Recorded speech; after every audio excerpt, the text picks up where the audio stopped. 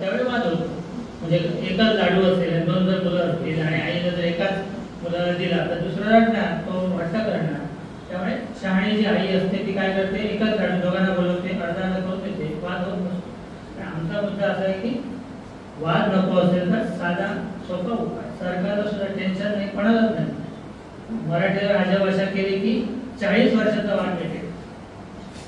मुख्य मुद्दा असा आहे की आपल्याला अनेकांना वाटते की हा भाषेचा मुद्दा आहे, तर आमच्या जीवनाशी काय निगडीत आहे. तसं जर वाटलं असतं तर हा सभागृहात भरून गेला असता. आम्ही गेले 8 दिवस संपूर्ण पेडणे तालुक्यात प्रवास केला. मी, शरद गावडे, उदय सामंत, सिद्धेश नाईक म्हणून आमचे कार्यकर्ते, सुभाष शेळगावकर वगैरे.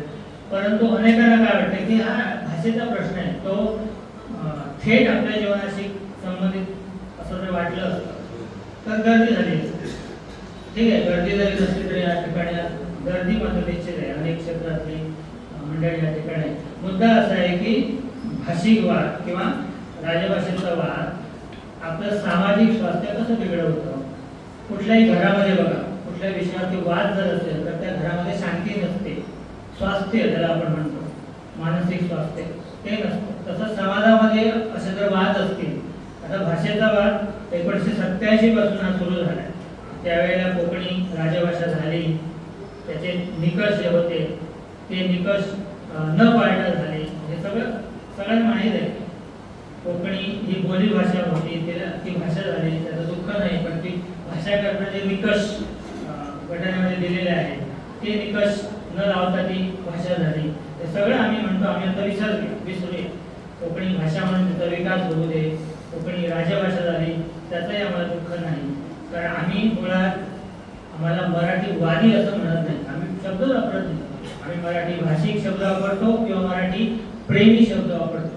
आणि जे प्रेमी असतात ते दुसऱ्यावरती प्रेमच करतात, ते काय वाद करत नाही. त्यामुळे कोकणी भाषेविषयी आमच्या मनामध्ये द्वेष नाही.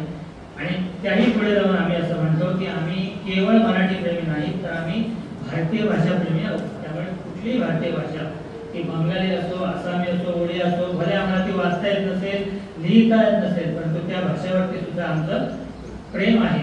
त्यामुळे आम्ही द्वेष करत नाही. आणि ही शिकवण आम्हाला संत ज्ञानेश्वरांनी दिलेली आहे. म्हणजे जगात अशी एकही भाषा नसेल की ज्या भाषेमध्ये विश्व कल्याणाची प्रार्थना केली. कुठले मुळात संत आमच्याचकडे होऊन गेले आपल्या देशामध्ये, तर विश्व कल्याणाची प्रार्थना करणं आहे. आता विश्वास मोठी देवे आणि किती मोठं मन, ते ओळ जर आपण अनेक वेळा ते पसायदान म्हणतो, आता सुद्धा शेवटी म्हणणार आहोत. पण एक ओळ घेऊन त्याच्यावरती जर विचार केला आपण तर एका ओळीवरती एक व्याख्यान, एक 1500च्या बोली आहे. भाषा नाही, भाषा जी होते ती कशी, ती शिकली शिक्षणामध्ये पाहिजे. जी भाषा शिकतात, जी वाचतात, जी लिहितात आणि त्यांची मुख्य म्हणजे संस्कृती ज्या भाषेत आहे ती त्यांची मातृभाषा. हे नीट सांगतो ते लक्षात ठेवा. आपण जरी कोकणी बोलत असतो, आपली भाषा मराठी आहे, आम्ही मराठी भाषिक आहोत. जर आपण मराठी शिकत असू, मराठी लिहित असू, मराठी वाचत असू आणि आमची संस्कृती मराठी आहे म्हणून आमची भाषा मराठी, तेव्हा आपण सगळे मराठी भाषिक आहोत हे लक्षात ठेवा. आणि कोकणी कोणाची भाषा आम्ही नाकारत नाही. कोकणी भाषा आहे गोव्याची, पण ती कुणाची, जे कोकणी बोलतात, कोकणी लिहितात, कोकणी वाचतात आणि ज्यांची संस्कृती मराठी आहे ते कोकणी भाषा. तुमची मातृभाषा कोकणी आणि मागणी. परंतु त्यांनाही मी प्रश्न विचारतो, जे आज कोकणी म्हणून समर्थन करतात, त्यांना म्हणजे तुम्ही कुठल्या भाषेत शिकला, कुठल्या भाषेत शिकले हे लोक? मराठीमध्ये शिकले आहे. तुम्ही वाचता कोणती पुस्तकं, वाचता कोणती? त्यांना मराठीच पुस्तकं वाचावी लागतात. ज्ञान जर मिळवणार तर मराठीच वाचावं लागतं आणि मराठी वाचूनच मग कोकणी लिहितात. त्याचं भाषांतर करतील, त्याच्यावरून कल्पना घेतील. किंवा तुम्ही वाचताही मराठी, तुम्ही शिकता मराठी, तुम्ही वाचता मराठी. आणि आता त्या कोकणी वृत्तपत्र जे आहे त्याचा खप नाही, ते खपत नाही म्हणून त्याच्यात ते लिहित नाही.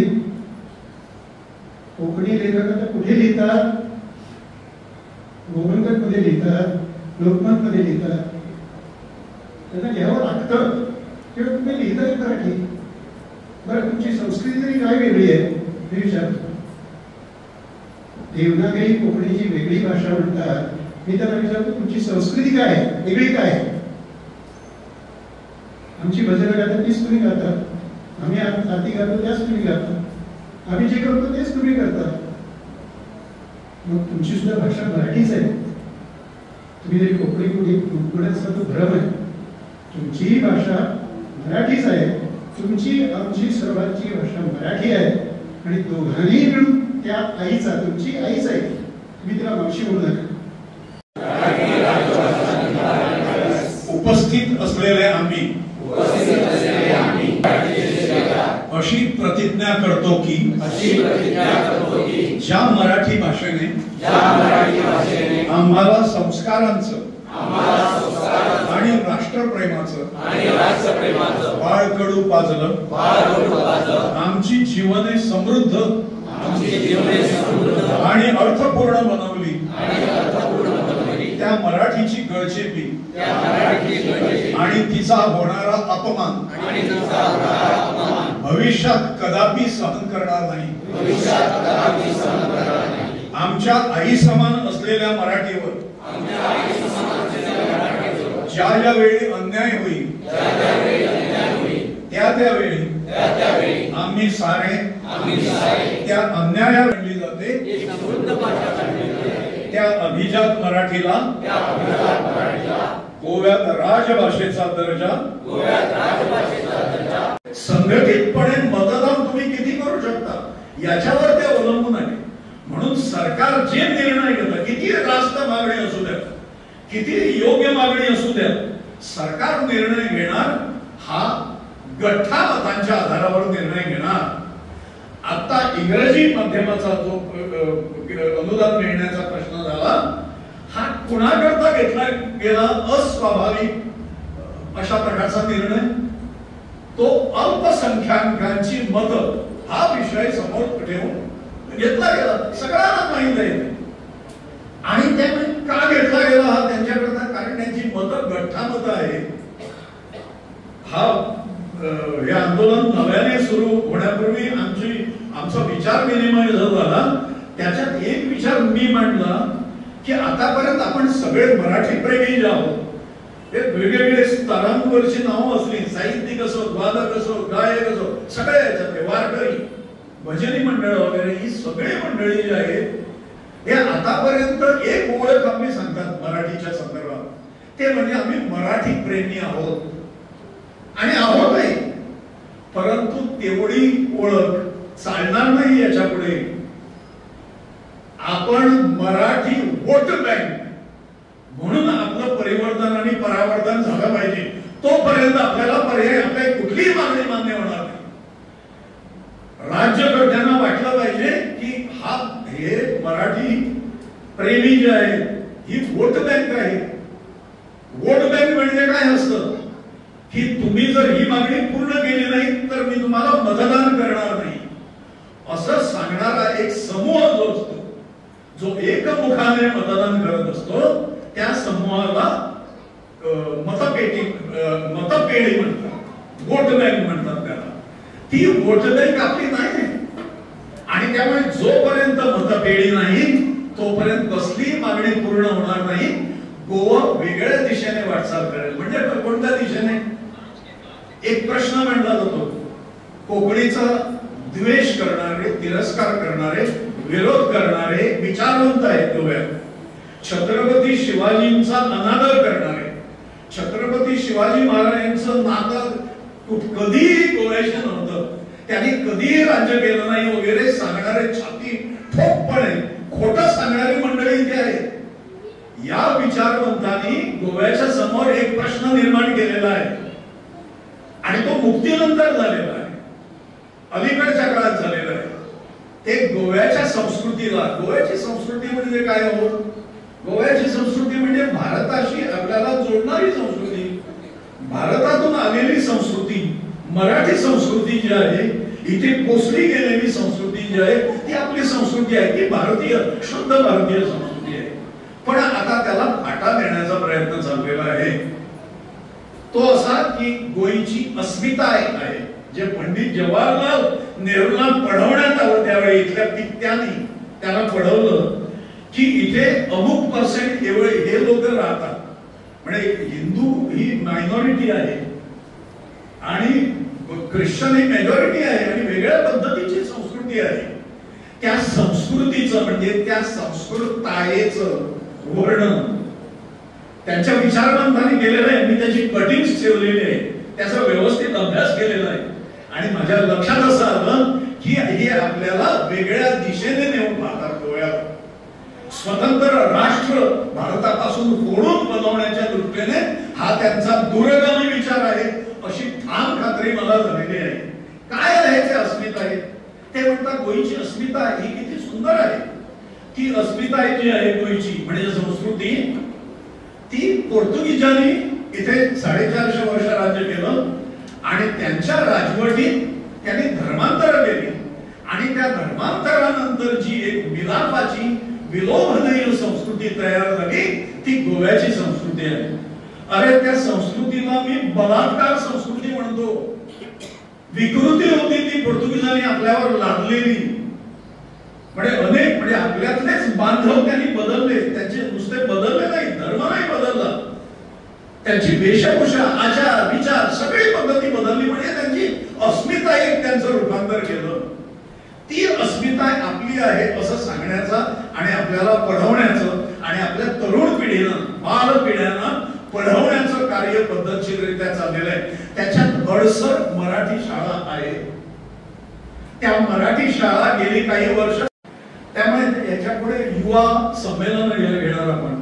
ज्या ज्या ठिकाणी शक्य असतील तर किमान 500 युवकांचं एक संमेलन अशा पद्धतीने गोवावर संमेलन ऑगस्ट सप्टेंबर मध्ये व्हावीत असं आपण ठरवतो.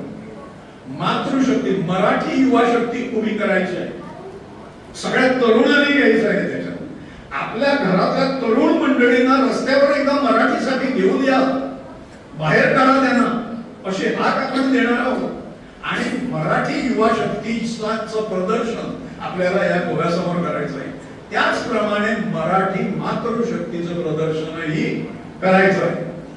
ती ताकद उभी करायची आहे. या 2 महिन्यात आपण अशा प्रकारचे जोरदार प्रयत्न करतो आणि त्यांच्या म्हणजे वक्त्यांचा अभ्यास वर्ग घेणार दरम्यानच्या काळात. म्हणजे माझ्यासारख्यांना वृद्ध मंडळींना बोलावं लागतं कामा नये. याच्यामुळे तरुणांचे मेळावे होतील आणि काय होते त्याच्यात असंख्य तरुण कार्यकर्ते आहेत भाषण करणार. इथे मला अभिमान वाटला की यांना जर एखादा विषय जर दिला असता इथे मांडण्यासाठी आमच्यापेक्षा उत्तम पद्धतीने या तरुणाने तो मांडला असता. असे तरुण आपल्याला एकत्र आले पाहिजेत आणि त्यांना प्रशिक्षित म्हणजे प्रशिक्षित नव्हे ते पण साधारणपणे जे मुद्दे तो विषय म्हणून लक्षात घेतल्यानंतर लक्षात यायला पाहिजे, फोकस केले गेले पाहिजेत. ते मुद्दे फक्त त्यांचा विचार विमर्श तिथे व्हावा एवढीच अपेक्षा. तर त्यामुळे हे सगळं होणार आहे. लक्षात ठेवा, हा साधा लढा नाही, ही आरपारची लढाई आहे. ही निर्णायक लढाई. याचा निर्णय होणारच आहे. महायुद्ध जे महाभारतात जे झालं त्याचा निर्णय श्रीकृष्ण ज्यांच्याजवळ आहे ती बाजू जिंकणार आहे. युद्धापूर्वीच ठरलेलं होतं. त्यामुळे तपश्चर्या केलेली ही सगळी मंडळी ज्या बाजूला आहे हे समर्पित भावाने मराठीचं कार्य करत आहेत. त्यामुळे निर्णय जो लागणार आहे तो असाच निर्णय लागणार आहे की आपलं यश होणार. परंतु ही आरपारची लढाई नाव और नेवर, आता नाही तर कधीही नाही. आपल्या पुढच्या पिढ्यांचं भवितव्य आणि गोव्याचं भवितव्य जर आपल्याला राखायचं असेल, आपल्याला ते पोर्तुगीज धार्जिणं जर बनवायची, अस्मिता जर बनवायची जर नसेल, विकृतीकरण त्याचं जर करायचं नसेल आपल्या संस्कृतीचं, तर आपल्याला मराठी राजभाषेशिवाय अन्य पर्याय नाही. ही हा केवळ बोलाचीच कडी आणि बोलाचाच भात अजिबात नाही. आपण हे इलेक्शन पूर्वी म्हणजे निवडणुका ज्या 2027 मध्ये येतात, आपल्याला 1.5 वर्ष अजून शिल्लक आहे. हळूहळू आपण ताकद वाढवणार, आपण वेगवेगळे काही कार्यक्रम घेणार, लोकांसमोर विविध प्रश्न आपण निर्माण करणार, मराठीची वोट बँक करण्यात आपण यशस्वी होणार. कुटुंब व्यक्तिशः लोकांनी हे ठरवलं पाहिजे. यावेळेला जो आमदार मराठीची बाजू घेणार नाही त्याला मत नाही, हे ठामपणे त्याने आणि त्याच्या कुटुंबाने ठरवलं पाहिजे. हे सगळं आपण जे बोलतो हे आपण प्रत्यक्षात आणणार आहोत. त्याला आपला सगळ्यांचं सहकार्य पाहिजे. सक्रिय घरी राहून आशीर्वाद नको. आज ही मंडळी जशी वेळ काढून मुद्दाम या ठिकाणी उपस्थित राहिली, घरी मराठी प्रेमी असतील बसलेले शांतपणे, पाऊस जाण्याची वाट पाहत, म्हणजे पुढच्या सीझनची वाट पाहत, तर तसं नाही चालणार. अल्पसंख्याकाचं लांगूल चालन कशा करतात, रस्त्यावर येतात ती मंडळी, म्हातारी कोतरा रस्त्यावर येतात. निवडणुकीच्या वेळेला बघा, त्यांना कोणी आणावं लागत नाही. मुस्लिमांची जुलूस मी लहान असताना गोव्यात एकूण 2 ठिकाणी निघत होते, आता ते 67 ठिकाणी निघतात. त्यांची संख्या बघून तुम्हाला धडकी भरेल, कारण लव जिहाद वगैरे प्रकरण देशभर जाळपोळी, हिंदूंवर हल्ले वगैरे सगळं चालू आहे. याचा संबंध आपल्या संस्कृतीशी आहे. ती संस्कृती व्यवस्थित जर राखायची असेल, आपल्याला पुढच्या पिढ्यांमध्ये मजबूतपणे जर पसरवायची असेल, तर आपल्याला राजभाषेशिवाय पर्याय नाही. ती झालीच पाहिजे असं आपण नाही म्हणणार, ती करणारच आपण. हा निश्चय, कृत निश्चय आपण इथे प्रकट करण्यासाठी जमलेलो आहोत. मी बोंबाबोंब करतो, अनेक लोक माणसं त्याला विरोध करतायत, पत्रकार हा प्रश्न उठवतायत ठिकठिकाणी. या शाळा धडाधड बंद पडत चाललेल्या आहेत. मनोहर पर्रीकर मुख्यमंत्री असताना आम्ही 50 शाळा बंद करण्याचा निर्णय, 52 शाळा त्यांनी घेतला. त्यावेळेला आम्ही त्यांच्याकडे गेलो, विद्याभारती संघटना, आणि आम्ही सांगितलं की आम्ही वेगवेगळ्या संस्थांतर्फे शाळा चालवतो, तुम्ही हे करायची, बंद करायची गरज नाही. नाही, मला ते परवडत नाही, मला आर्थिक दृष्ट्या मराठीचा भार हा परवडत नाही म्हणून त्यांनी सांगितलं. मग आम्ही सांगितलं आम्ही घेत आहोत, नाही मी एकही पैसा देणार नाही, देऊ नका. शिक्षक देणार नाही, देऊ नका. आणि त्या 50 शाळा, म्हणजे त्याच्यातल्या कारण 46 शाळा, कारण अनेकांनी मराठी प्रेमींनी देखील विरोध केला, भैरीकरण चाललेलं आहे वगैरे, बोंबाबोंब पेडणे तालुक्यातही झाली होती. त्यामुळे त्या शाळा कुणीही जिवंत ठेवू शकलं नाही. नंतरच्या काळात त्या आम्ही चालवायला घेतल्या, त्याच्यातल्या काही शाळा वगळल्या, त्यांचा विरोध आहे तिथे. आणि 46 शाळा आपण 5 वर्ष नुसत्या चालवल्या नाही, त्या फुलवल्या मुलांनी. 2 संख्येच्या शाळा 80, 82, 85 संख्येवर ऑन एन एव्हरेज या आणल्या. 5 वर्ष भीक मागून या शाळा चालवल्या, कारण मराठी शाळा टिकाव्यात. मराठी शाळा या नुसत्या शाळा नव्हे, ती सांस्कृतिक केंद्र आहेत आपली, त्यामुळे त्या टिकाव्या, त्या टिकून ठेवल्या पाहिजे. हा प्रयास सगळा केला. आणि लुईझिन फालेरोंचं सरकार आल्याबरोबर एका फटक्यात त्यांनी हे सगळं आमचं काढून टाकलं, बंद करून टाकलं. शाळा परत सरकारने ताब्यात घेतल्या, आणि त्याच्यापैकी 1 शाळा जर सोडली, बाकी सगळ्या शाळा आता बंद झालेल्या आहेत. हे पद्धतशीर कारस्थान आताही चालू आहे. दुर्दैवाने दोष कुणावर, खापर कुणावर फोडता येते. बालरथ जे देण्यात आलेले आहेत सरकारकडून, त्याच्यामुळे सरकारी शाळांची संख्या घटत आहे. हे एक कारण. केवढा शोध लागला या तज्ञांना. मग ते प्रायव्हेट शाळा, खासगी शाळा ज्यांना परवानग्या मिळाल्या, त्याच्यामुळे सरकारी शाळा बंद पडत आहेत हे सांगायला लागले. अरे तुम्ही धडाधड भाऊसाहेबांनी निर्माण केलेल्या सुमारे 1000 पेक्षा जास्त शाळा, शशिकला ताईंनी भर घातलेल्या आणखी 250 शाळा, यांची संख्या तुम्ही 700 वर, म्हणजे अर्ध्या खलास केला तुम्ही. तिथे जो झालेला व्हॅक्यूम आहे, जी रिकामी जागा आहे मराठी करता, ती भरून काढायला नको कोणी. त्यामुळे आमच्या सगळ्या शाळा ज्या नव्याने निर्माण झाल्या, या मराठी माध्यमाच्या शाळा उभ्या राहिल्या. शिशुवाटिका मराठी माध्यमातल्या, प्राथमिक शाळा मराठी माध्यमाच्या, त्या शाळांना परवानग्या दिल्यामुळे सरकारी शाळा बंद पडत आहेत. त्याही वेळी माध्यमिक खासगी शाळा होत्या, परंतु आम्ही चालवून दाखवलेल्या आहेत. त्या सरकारला त्या चालवायच्या नाही. सरकारला बेजबाबदारपणे याच्यावर त्याच्यावर ते खापर फोडून या शाळा बंद करायच्या आहेत आणि वेगवेगळ्या संस्थांना द्यायच्या आहेत, असा आरोप मी करतो सरकारवर. आणि त्यामुळे त्या सरकारी शाळा टिकल्या पाहिजेत. ते टिकल्या जर पाहिजे तर मराठी राजभाषा होणे आवश्यक आहे. राजभाषा न झाल्यामुळे जी फसवणूक आपली नेत्याने आपल्याच केली, मराठी नेत्याने केली त्यावेळी फसवणूक. मराठी नेते म्हणवले जाणारे लोक सहभाषेचा दर्जा मराठीला दिलेला आहे. कुठली सहभाषा? वेगवेगळ्या राज्यात जो कायदा लावलेला आहे तो ऑफिशियल लँग्वेज म्हणतो त्यांना, ज्या एकापेक्षा जास्त भाषा आहेत. सहभाषा हा शब्द पण कुठेही नाही, हा आपल्याला फसवण्यासाठी केलेला आहे. आणि आपण राज्यकर्त्यांवर विश्वास ठेवत राहिलो आणि ते सांगत राहिले की सहभाषा, त्यामुळे तोच मान मिळणार आणि मराठीला मिळालेला नाही. ही फसवणूक आहे, ही शुद्ध फसवणूक आहे. आता नजीकच्या काळात लक्षात आलं जेव्हा 3 इंटरव्ह्यू झाले, 3 प्रकारच्या मुलाखती झाल्या.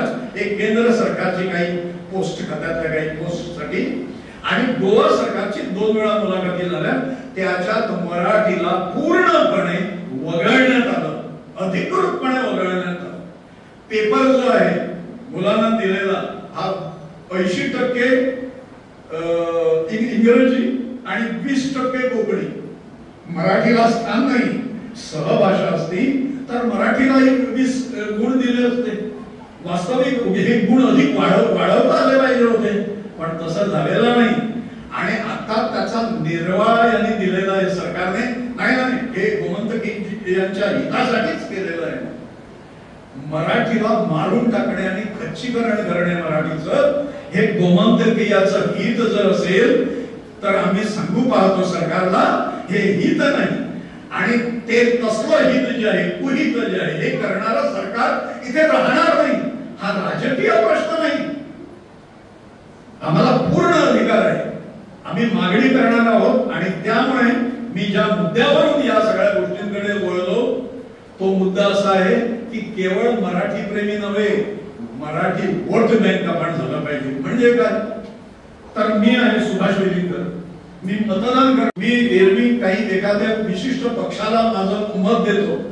यावेळी मी माझं मत त्या पक्षाला किंवा कुणालाही देणार नाही जो पक्ष मराठीला पाठिंबा देणार नाही, राजपक्षाला देणार नाही. मी आतापर्यंत समजा काँग्रेसला देत होतो, मगोला देत होतो किंवा भाजपला देत होतो, यावेळी मी देणार नाही. हे ठरवतील का मराठी प्रेमी? अरे किंमत द्यावी लागते मागणी मान्य होण्याला. राजभाषा मराठी, मराठीबद्दलचं प्रेम दाटून येतं अंतःकरणात. खड्ड्यात घाला ते सगळं. ते जर आपल्याला प्रत्यक्षात आणता येत नसेल आणि त्याच्याकरता दिलेलं साधन जर आपण करणार नसो, ते शस्त्र आहे. मतदान हे ते शस्त्र आहे. आणि त्यामुळे हळूहळू आपण वाढत आहोत. प्रखंडात आपले मेळावे झाले, त्याच्यातून या पुढच्या जुलै महिन्यात आपण ग्रामपंचायत स्तरावर काही बैठका घेणार आहोत, ग्रामपंचायत समित्या काढणार आहोत. गोव्यात साधारण 200 ठिकाणी आपली शक्तिस्थानं मराठीची निर्माण होती कायमस्वरूपी. म्हणजे कागदावर लिहिण्यासारखी नाही, जे प्रत्यक्षात आणतील कार्यक्रम अशा प्रकारचे होतील. हळूहळू सुरुवात झालेली आहे. 18 प्रखंडाचे या पुढच्या शनिवार रविवारी सगळ्या प्रखंडांच्या सभा पूर्ण होतील आणि आपण पुढच्या कामाला लागलो. मामलतदारांना निवेदन वगैरे असल्या गोष्टी त्या कराव्याच लागतात आणि त्याने काही होणार नाही आपल्याला माहित आहे. होणार आहे कशाने? होणार आहे आपल्या मतदाराने होणार आहे. आपण काही ना किती मतदारांना आम्ही जर मत दिले ना तर मग ते अमके सरकार बसवत नाही, दुसरं सरकार खड्ड्यात जाऊ द्या 1-2 वर्ष. कुठल्याही राजकीय पक्षाला खड्ड्यात जाऊ द्या.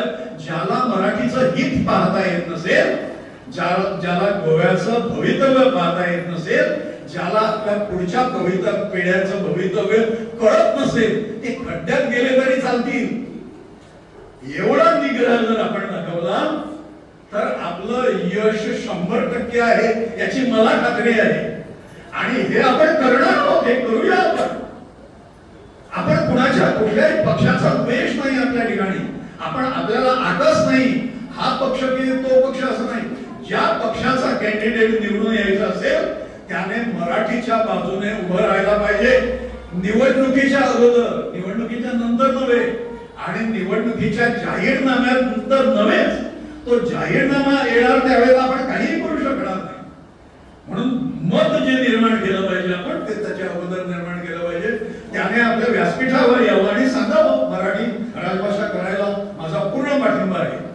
40 आमदार जर असतील तर 40 पैकी 40 आमदार मराठी राजभाषा करण्याला संमती त्यांची आहे असं आपण गृहीत धरू. असं का होऊ नये? त्याच्यातले काही मतदारसंघ सोडा, पण मेजॉरिटीने जो पक्ष इथे निवडून येतो त्या पक्षाची सगळी मंडळी मराठी मतदानावर निवडून येतात. वेगळ्या अल्पसंख्याकाच्या मतदानावर निवडून येत नाही. आणि त्यामुळे वोट बँक निर्माण करणे आपला प्रश्न आहे. हा राजकीय मार्ग पद्धत नाही, परंतु एखाद्याने जर विविध पद्धतीने आपल्याशी अन्यायच करायचं ठरवलेलं असेल तर आपणही शठम प्रति शाठ्यम या न्यायाने आपण त्यांच्याकडे वागणार. आणि आपण रास्त मागणी करतो, त्या मागणीला संमती दिली पाहिजे, पाठिंबा दिला पाहिजे. सरकारने दखल घेण्यास सुरुवात केलेली आहे आपली या नव्याने आपल्या सुरू झालेल्या चळवळीला. दुसऱ्याच दिवशी भारतीय जनता पार्टीच्या कोर कमिटीची मीटिंग झाली आणि त्याच्यात आढावा घेण्यात आला काय कसं काय आहे. आणि त्यांच्यानंतर दामून एकाने दुसऱ्या दिवशी स्टेटमेंट जो दिला तो स्टेटमेंट हा प्रश्न संपलेला आहे असं स्टेटमेंट दिलं. कोकणीत ज्याला भुजलं म्हणतात बरं, तसं दामूना भुजलं सुरुवातीला. आणि मग बाकीच्याने सांगितलं असले मूर्खपणा करू नको म्हणतो. आणि नंतर आपण पत्रक काढलं की मिटलेलं नाही, तो शाश्वत आहे आणि तो सोडून घेणार आहोत आम्ही. आपल्या ताकदीच्या आधारावर भीक मागून नव्हे, आमचा मूलभूत हक्क म्हणून आम्ही हा सिद्ध करून घेणार आहोत. त्यामुळे पुढचे कार्यक्रम जे आहेत ते कार्यक्रम म्हणजे एक मत यायला लागलं कुजबुज लोकांतून, जो आपण प्रातिनिधिक मेळाव्याचा तो पूर्ण गोव्याचा आपण मेळाव्यातील मराठी प्रेमीला वाटतं आणि ती होणारच. त्याचं कारण असं की गोव्यात कोकणी बरोबर मराठी भाषेलाही राजभाषेचा दर्जा हा मिळालाच पाहिजे. यासाठी स्थापन झालेली मराठी राजभाषा निर्धार समितीच्या पेडणे प्रखंड मराठी प्रेमीच्या मेळाव्यामध्ये आपणा सर्व अशी मराठी भाषा आहे. आपल्या दैनंदिन व्यवहारातली एक मुख्य अशी गोष्ट, जर कोणीही असो, एक अशी गोष्ट आहे जी मराठी भाषेत आहे आणि त्याशिवाय आपलं पान हलत नाही रोजच्या जगण्यातलं, ते म्हणजे मराठी दिनदर्शिका. मराठी भाषेतली आणखी कुठल्या भाषेत असेल असं मला वाटत नाही. त्यामध्ये इंग्रजी महिने, मराठी महिने, सण वार, दिन विशेष, मुहूर्त, पंचांग, राशी भविष्य, मागच्या पानावर अनेक तज्ञांचं, जाणकारांचे वेगवेगळ्या विषयावरचे लेख, मार्गदर्शन, ऋतुविषयक मार्गदर्शन काय असत नाही त्यात एका दिनदर्शिकेत. एवढी विस्तृत आणि अशी अर्थपूर्ण दिनदर्शिका ही मराठी भाषेत असते. त्याचप्रमाणे आता नाटकांचा उल्लेख झाला. नाटकांच्या अगोदर मी पुस्तक म्हणजे साहित्यावर थोडंसं एक थोडक्यात सांगेन की जर आपण गोव्यात बघायला गेलो तर वेगवेगळ्या प्रकारचे लेखन करणारे 400-450 ते 500 लेखक गोव्यात आहेत. आणि ते वगळून फक्त कविता लिहिणारे मराठी भाषेत कवींची संख्या ही सुद्धा जवळजवळ 500 एवढी आहे. दरवर्षी गोव्यात 300 मराठी भाषेतली पुस्तकं प्रकाशित होतात. 25 ते 30 नियतकालिक, साप्ताहिक, पक्षिक, मासिक अशी वेगवेगळी नियतकालिक गोव्यात उपलब्ध असतात. दरवर्षी गोव्यात प्रसिद्ध होणारे आणि दबाव घालायला पाहिजे. आणि तुम्हाला माहित आहे 1.5 वर्षानंतर 2027 मध्ये निवडणूक होणार आहे. त्यावेळी जे स्थानिक आमदार आहेत त्यांना सांगायला पाहिजे तुमचा जो जाहीरनामा आहे निवडणुकीचा त्याच्यामध्ये मराठीला तुम्ही अग्रक्रम द्या. अशा पद्धतीनं दबाव घालायला पाहिजे. आणि 2027च्या निवडणुकीत मला खात्री आहे की मराठी राजभाषा ही होणार. इतकंच मी सांगून जय हिंद, जय गोवा, जय मराठी राजभाषा. ही माहिती आपल्या पुढच्या पिढीपर्यंत पोहोचवावी जेणेकरून मराठी भाषेविषयी आपल्याला आवड निर्माण होईल. कारण आता सरांनी सांगितलं की सगळीकडे आवाज करायची गरज आहे, मोठा गजर करू. मी तर त्याच्यापुढे असं जाऊन म्हणेन की मराठी प्रत्येकाच्या कानात जर घुमली पाहिजे किंवा या सरकारच्या कानामध्ये जर घुमली पाहिजे तर आता आवाज काढायची गरज आहे. आणि हा जर आवाज काढला नाही, कारण डॉक्टर बाबासाहेब आंबेडकरांचं एक शेवटचं वाक्य की हक्क हे मागून मिळत नसतात, ते झगडूनच घ्यावे लागतात. आणि त्याच्यासाठी प्रत्येकानं ही जाणीव ठेवली पाहिजे आमचं बोलण्यासाठी खूप आहे, ओघावघात बोलत नाही. पुन्हा कधीतरी संधी मिळाली तर निश्चितच बोलेल. मला संधी दिल्याबद्दल धन्यवाद. वाक्य नेहमी बोललं जातं की भाषा हे संवादाचं माध्यम आहे. आपण आपल्या घरात जो संवाद साधतो किंवा इतरत्र जो संवाद साधतो तो आपल्या बोली भाषेतला, पेडण्याच्या भाषेतला किंवा कोकणी भाषेतला असतो. आणि मराठी भाषा आपण केवळ वाचण्यापुरती, लिहिण्यापुरती किंवा एक विषय म्हणून शिकतो एवढंच नाही. मराठी भाषेचं स्थान आपल्या जगण्यात एवढंच नाही आहे. मराठी भाषा ही आपल्या जगण्याची, आपल्या संस्कृतीची, आपल्या परंपरेची अधिष्ठान आहे. आपली जगण्याची मुळं या भाषेत आहे. आपण जर बारीक विचार केला तर लक्षात येईल की जेव्हा आपण बोलायला शिकलोही नसतो, लिहायला वाचायला शिकत नसतो, शाळेत गेलेलो नसतो, तेव्हापासून सुद्धा ही भाषा आपल्या सोबत असते. अगदी जन्मापासून, अगदी आपल्या बारशापासून म्हणा, जो बाळा जो जो रे अशी अनेक पाळणा गीतं, अंगाई गीतं, बडबड गीतं आपण ऐकत मोठे होत असतो. आपण एक नजर जर आपल्या देवघरात टाकली तर लक्षात येईल की आपली बहुतेक धार्मिक पुस्तकं ही मराठी भाषेत असतात. ज्यांना संस्कृत भाषा अवगत असेल त्यांच्याकडे संस्कृत भाषेतली पुस्तकं असू शकतात, पण बहुतेक धार्मिक पुस्तकं ही मराठी भाषेत असतात. आपल्या अनेक आरत्या, भजनं, दिंडी ही मराठी भाषेतली आहेत. अजूनही आपल्याकडे सुख करता दुःख हरताला पर्याय नाही. कुठलाही सण असो, कुठलाही धार्मिक कृत्य असो, या आरत्यांशिवाय ते पूर्ण होऊ शकत नाही. मी तुम्हाला स्पष्ट सांगेन की भाषा आपले इतर कितीही भाषा जरी आल्या तरी आपल्या मराठी भाषेला काहीही होणार नाही. पण आम्हीच आमची भाषा, आम्ही स्वतःहून वेगवेगळे शब्दांचा वापर करून जर आम्ही आपल्या भाषेचा जर कुठेतरी 1% जर आम्ही त्यातनं जर बघू तर आम्हीच कुठेतरी कमी पडतो. हे आपल्याला खरं तर लक्षात घेणं गरजेचं आहे. आताची जी मी तुम्हाला सगळ्यांना आवर्जून सांगेन, नुकतं एक नाटक गाजतंय, संगीत देवभरभडी. खरं तर सगळ्यांनी एकदा बघा ते नाटक. 2 वेळा गोव्यात येऊन गेला, हाऊसफुल शो झाले. तुकाराम महाराजांच्या आणि रुक्मिणी यांची ती कथा आहे. 2 फक्त एक युवती ते नाटक करतात आणि कुठलीही पात्र नाही, पूर्णतः संगीत नाटक आहे. आपण ज्यावेळी ते नाटक संपतं ना, मला वाटतं काही जणांनी ते रील्स बघितले असतील त्याचे बॅकस्टेजचे, अक्षरशः लोक येऊन तिथे रडतात. ही पूर्णतः मराठीची ताकद आहे, किंबहुना आपल्या संगीताची ती ताकद आहे. इतकंच म्हणून फक्त लाभले आम्हास भाग्य वळवतो मराठी, ऐकतो मराठी इतकं म्हणून आम्हाला आता चालणार नाहीये. खरं तर आदरणीय वेलिंगर सरांनी सगळ्यांना आव्हान केलेलं आहे. आपली राजभाषा जी आहे, आपली राजभाषा आम्हाला मिळवायला पाहिजे, आम्हाला मिळवता आली पाहिजे. इतर भाषा आपला कुठेतरी नेहमीच त्यांचं वेगवेगळी चर्चा असतात. आपल्या भाषेचे प्रचार करण्यासाठी इतर लोक आपापल्या परीने प्रयत्न करत असतात आणि गोव्यात किंबहुना पूर्णतः जगात आपल्याला ते दिसतं. आम्ही एक मराठी प्रेमी, मराठी नागरिक म्हणून खरं तर आता पुढे आलं पाहिजे.